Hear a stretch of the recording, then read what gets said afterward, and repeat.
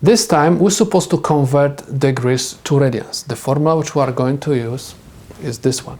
Radians are equal pi over 180 degrees times degrees.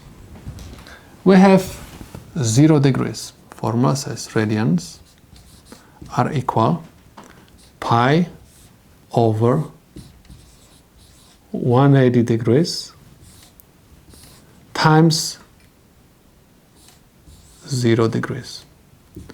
0 times anything gives me 0. That's why I have 0 radians. Next, I have 30 degrees. Radians are equal pi over 180 degrees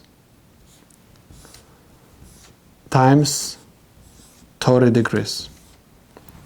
Now we have to multiply 30 by pi over 180. Remember that anytime we multiply the whole number by fraction, I can convert this whole number to fraction also. Anytime we multiply fractions, we're supposed to reduce any denominator with any numerator if we can.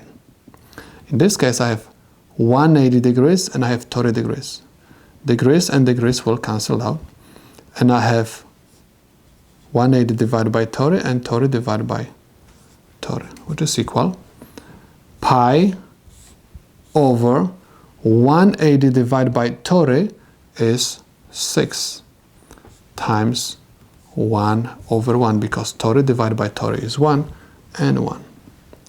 Next, we're supposed to perform the multiplication. Pi times 1 is pi. 6 times 1 is 6 radians. This is the solution to my problem. Let's take a look at the third one. I have 45 degrees. Radians are equal pi over 180 degrees times degrees, and in this case I have what? 45 degrees. Remember, this could be fraction over 1. Degrees and degrees will cancel out. 180 is divisible by 45, and 45 is divisible also by 45.